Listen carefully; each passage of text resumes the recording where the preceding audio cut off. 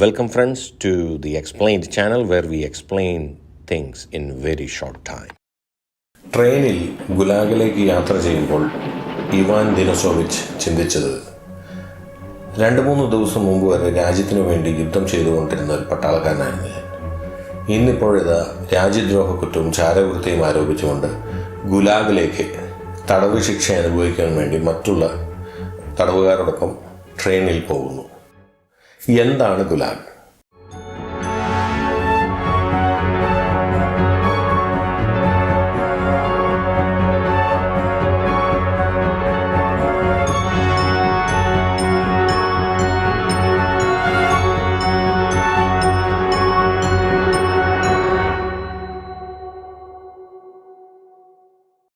ആയിരത്തി 1917 റഷ്യൻ വിപ്ലവത്തിന് ശേഷം വ്ളാഡിമിർ ഇലീച്ച് ലെനിൻ റഷ്യയുടെ ആധിപത്യം ഏറ്റെടുത്തു.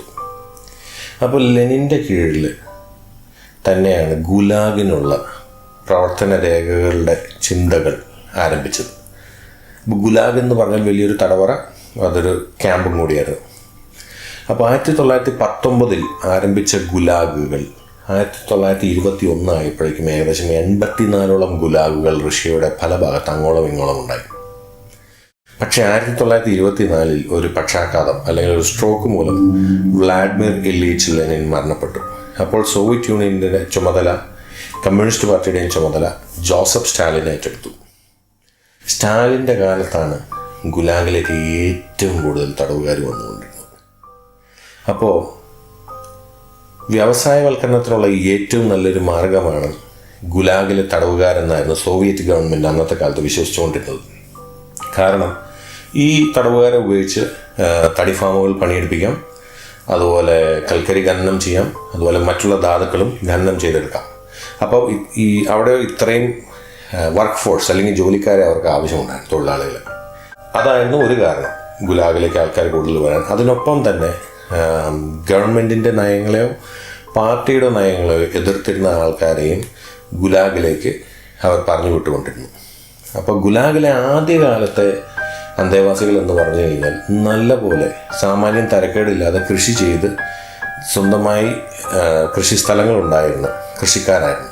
പക്ഷേ അന്നത്തെ കാലത്തെ സോവിയറ്റ് ഗവൺമെൻറ്റിൻ്റെ നയം എന്ന് പറഞ്ഞു കഴിഞ്ഞാൽ കൃഷിക്കാരുടെ കയ്യിലുള്ള സ്വന്തമായിട്ടുള്ള അവരുടെ കൈവശമുള്ള കൃഷിസ്ഥലങ്ങൾ സർക്കാരിലേക്ക് ഏറ്റെടുത്തുകൊണ്ട് കൂട്ടായ്മയോടുകൂടിയുള്ള കൃഷി ഇറക്കുക സർക്കാരിൻ്റെ കീഴിൽ എന്നുള്ളതായിരുന്നു അന്നത്തെ കാലത്തെ സോവിയറ്റ് ഗവൺമെൻറ്റിൻ്റെ നയം. പക്ഷേ കുറേ കർഷകർ അതിനെ എതിർത്തു. അവരെയൊക്കെ ഇവർ ഗുലാഗിൽ തടവിലാക്കി. അതിനുശേഷം വലിയൊരു ക്ലൻസിങ് അല്ലെങ്കിൽ വലിയൊരു ശുദ്ധീകരണത്തിൻ്റെ ഭാഗമായി സോവിയറ്റ് ഗവൺമെൻറ്റിനെതിരെയോ കമ്മ്യൂണിസ്റ്റ് പാർട്ടിക്കെതിരെയോ അവരുടെ നയങ്ങൾക്കെതിരെയോ സംസാരിക്കുന്ന ആരുമായിക്കോട്ടെ, സാധാരണക്കാരനായിക്കോട്ടെ, ഗവൺമെൻറ് ഉദ്യോഗസ്ഥനായിക്കോട്ടെ, പട്ടാളക്കാരനായിക്കോട്ടെ, ഇവരെല്ലാം ഗുലാഗിലെ അന്തേവാസികളായി എത്തി തുടങ്ങി. കൂട്ടത്തിൽ സ്ത്രീകളും കുട്ടികളും ഉണ്ടായിരുന്നു. ഒത്തിരി സ്ത്രീകൾ ആൺ തടവുകാരുടെ ആക്രമണത്തിനും കാവൽഭടന്മാരുടെ ആക്രമണത്തിനും, അത് ആക്രമണം മാത്രമല്ല ബലാത്സംഗത്തിന് വരെ ഇരയായി തീർന്നു. ഒരു വിചാരണയ്ക്കുള്ള അവകാശമോ അല്ലെങ്കിൽ ഒരു വക്കീലിനെ വയ്ക്കാനുള്ള അവകാശമോ ഗുലാഗിലെ തടവുകാർക്കുണ്ടായിരുന്നില്ല. സ്പെഷ്യൽ ട്രോയ്ക്ക അല്ലെങ്കിൽ NKVD ട്രോയ്ക്ക എന്നറിയപ്പെടുന്ന ഒരു മൂവർ സംഘം, റഷ്യൻ ഗവൺമെൻറ്റിലെ 3 വലിയ ഉദ്യോഗസ്ഥന്മാർ, അവരായിരുന്നു ഈ ഗുലാഗിലേക്കുള്ള അന്തേവാസികൾ അല്ലെങ്കിൽ തടവുകാരുടെ ശിക്ഷാ നടപടികൾ തീരുമാനിച്ചുകൊണ്ടിരുന്നത്. ഈ NKVD ട്രോയ്ക്ക അല്ലെങ്കിൽ സ്പെഷ്യൽ ട്രോയ്ക്ക ആയിരുന്നു KGBയുടെ ആദ്യകാല പ്രാകൃത രൂപം. ഇപ്പോൾ KGB ഇല്ല. സോവിയറ്റ് യൂണിയന് ശേഷം ഇപ്പോൾ FSB എന്നാണ് ആചാര സംഘടന അറിയപ്പെടുന്നത്. പ്രാകൃതമായ അവസ്ഥയിലായിരുന്നു ഗുലാഗിലെ തടവുകാരുടെ ജീവിത രീതി. പ്രാകൃതമായ പണിയായുധങ്ങൾ ഉപയോഗിച്ച് കൊടും തണുപ്പിൽ നിന്ന് പണിയെടുക്കുക.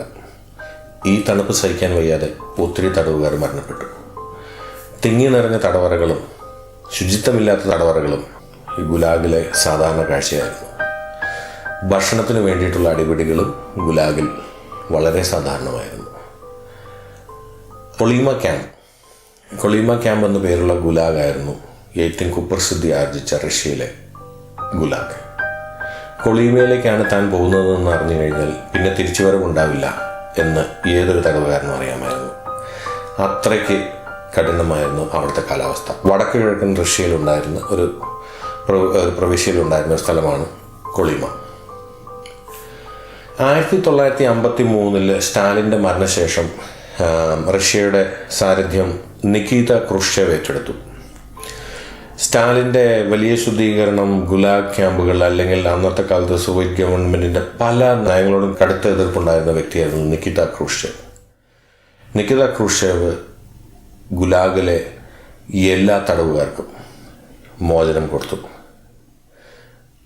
ചുരുക്കം പറഞ്ഞാൽ ഗുലാഗുകൾ അപ്രത്യക്ഷമായിക്കൊണ്ടിരുന്നു. വളരെ കുറച്ച് ഗുലാഗുകൾ അവർ ജയിലുകളായിട്ട് കൺവേർട്ട് ചെയ്തു അല്ലെങ്കിൽ മാറ്റിയെടുത്തുകൊണ്ടിരുന്നു. 1987 മിഖായിൽ ഗോർബച്ചേവ് ഗുലാഗ് തടവറകൾ നിർത്തലാക്കാനുള്ള ഉത്തരവ് പുറപ്പെടുവിച്ചു. അദ്ദേഹവും ഒരു ഗുലാഗ് തടവുകാരൻ്റെ കൊച്ചുമകനായിരുന്നു. 1991 സോവിയറ്റ് യൂണിയൻ്റെ പതനത്തിന് ശേഷം മുദ്രവെച്ച് സൂക്ഷിക്കപ്പെട്ടിരുന്ന ഗുലാഗ് തടവറ രഹസ്യങ്ങൾ എല്ലാം പുറത്തു വന്നു.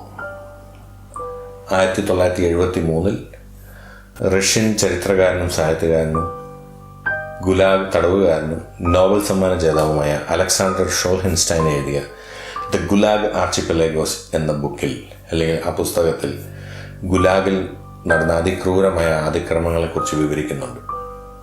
ഗുലാഗിലെ തടവുകാർക്കും അവരുടെ കുടുംബത്തിനും അത് ഏൽപ്പിച്ച ആഘാതങ്ങളെക്കുറിച്ചും ആ പുസ്തകം വിവരിക്കുന്നുണ്ട്. ഇന്നും ഗുലാഗിലെ കഥകൾ സാഹിത്യകൃതികളായും ചിത്രങ്ങളായും നാടോടി പാട്ടുകളായും ചിത്രകഥകളുമായി റഷ്യൻ ജനതയുടെ മനസ്സിൽ വിരാജിച്ചു കൊണ്ടിരിക്കുന്നു. ഇന്നത്തെ ഈ വീഡിയോ നിങ്ങൾക്ക് ഇഷ്ടമായി എന്ന് വിശ്വസിക്കുന്നു. ഷെയർ ചെയ്യുക, സബ്സ്ക്രൈബ് ചെയ്യുക, ഞങ്ങളോട് കമൻറ്റ് ചെയ്യുക. അടുത്ത പുതിയൊരു വീഡിയോയുമായി കാണുന്നതും വരെ നിങ്ങൾക്കെല്ലാവർക്കും നമസ്കാരം.